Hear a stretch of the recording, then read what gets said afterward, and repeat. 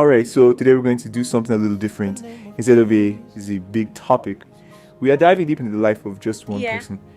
A very interesting person. Life less ordinary, I think is the best way to put it. Yeah, a life less ordinary. And this is of course the life of Dr. Prince Adeleke Eniola Oyenusi, using the sources that you've provided. Right. Which I have to say, going through this was fascinating. I mean, just all the different threads that come together to create a life. Yeah, absolutely. Have you ever wondered, how someone can craft a life that's both successful and fulfilling? I think maybe Dr. Our Prince Adeleke Eniola Oyenusi's story can give us some answers. Yes. I think the thing that struck me when I was reading through the material is it's like you said, these different threads. It's almost like a tapestry. Imagine, you've got the royal lineage, the international travel, and the career changes. It's like this constant evolution and seeking. Right. And it all starts in 1961. He's born into royalty, the grandson of the late king of Erolu, Raimo. And I mean, that's not your average upbringing. Not at all. And I think you even highlighted a quote in one of the articles about how he never boasted about his lineage. That was just a fact of his life. He didn't feel the need to shove it in people's faces. Yes, and I imagine growing up with that kind of background must have shaped his worldviews pretty early on. Absolutely.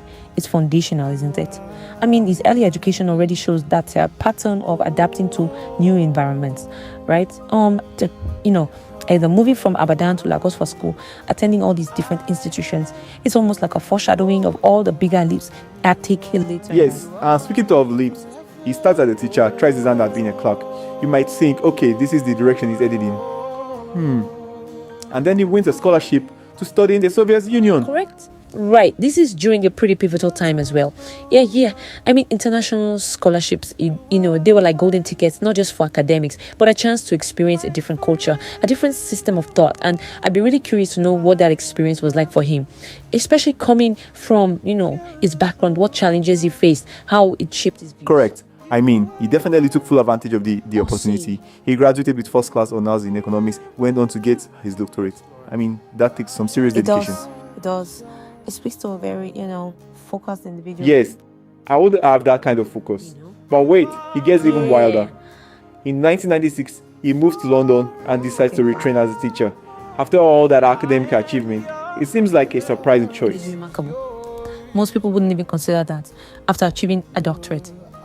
Begs the question, what kind of knowledge did he crave that academia couldn't provide?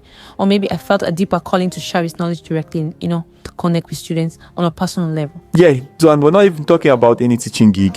He ends up at the Transatlantic College, Westminster College. I mean, and these are prestigious places. Excellent. He was clearly committed to education. And this commitment really shines through, even in the face of some adversity.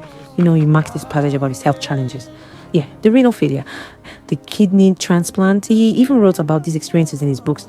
And sharing something so personal takes courage, but it can also be incredibly valuable for others going through similar struggles. The fragment was already in English. Yeah, Yes, it does. it definitely takes a certain strength of character. And speaking of character, it's not just his achievements that stand out. The sources describe him as simple, humble, and lovable. And those qualities really resonated with me. It's like he achieved so much without letting it go to his head. Absolutely. Humility and kindness. Those traits are just as important as any intellectual achievement. And let's not forget, he speaks 6 languages. Oh yeah, English, Russian, French, Yoruba, Lingala, and Ijebu. Yes, I can barely remember where my car keys are. I know, this right? This guy's a walking testament to life and lifelong learning. Yeah. So thinking back on all of this, what really stands out to you? I think for me, it's his constant pursuit of knowledge and his willingness to adapt. He didn't let his past achievements define him. He was always open to new experience, new ways of contributing to the world around him. Yes, you spent a lot of time with these sources. I'm curious, what detail about his life really stood out to you? Was it the royal lineage, the move to London, or something else entirely? Indeed. I think it's just the overall impression you get from this man. There are so many details, but taken together, it's just that spirit of seeking, of constant learning, and of humility.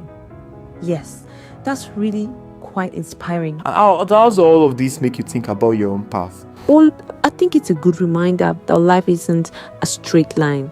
It's about embracing the twists and turns, the challenges and the triumphs, and ultimately finding fulfillment in whatever you choose to do. A life less ordinary. Thank you. Thank you for joining me on this deep dive Yeah, it's been a pleasure. into the life of Dr. Adeleke Eniola Oyenusi. Absolutely. I think there are a lot of lessons we can't take away from this. Yeah, definitely food for thought. Absolutely. And until next time, See you. goodbye. ẹni rere ló jẹ́ o ìgbà tó ń bẹ láyé kò pọ́n mi òkèrú tòjò àbíẹmọ ló jẹ́ o.